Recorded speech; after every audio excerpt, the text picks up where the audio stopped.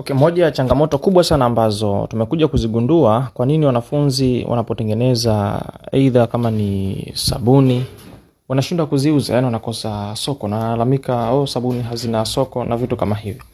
Tumekuja kugundua ni ya kwamba yani utengenezaji wa bidhaa hauna ubora uliokuwa mzuri. Yani watu wanatengeneza bidhaa ambazo zinakuwa hazina yani mtu anatengeneza bidhaa ambayo inakuwa haina ubora.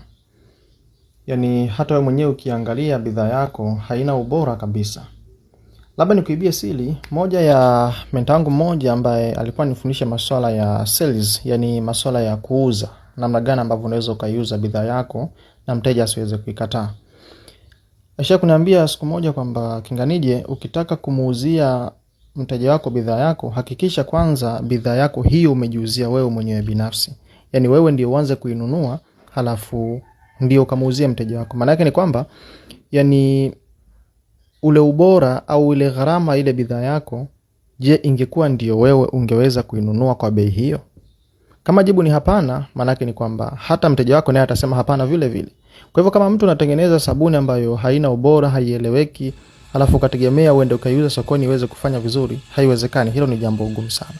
Kwa hivyo kwa kuligundua hilo, Kujiki Project sisi tumeamua kuandaa course maalum ambayo itakayokuelekeza hatua kwa hatua namna ambavyo unaweza ukatengeneza bidhaa yako kuanzia hatua ya kwanza hadi hatua ya mwisho kwa ubora uliokuwa mzuri. Lakini hatuishi hapo, tunaweza tukakusimamia hatua kwa hatua kuanzia utengenezaji mpaka utakapoenda kwenye utakapoingia sokoni, utakapoingiza bidhaa yako sokoni. Na tunafanya hivyo ili tuweze kuwanyanyua wale watu ambao hawana uwezo mzuri. Maana yake ni kwamba tutakusimamia mpaka pale ambapo utakapokuwa unatengeneza kipato kuanzia 500,000 au zaidi.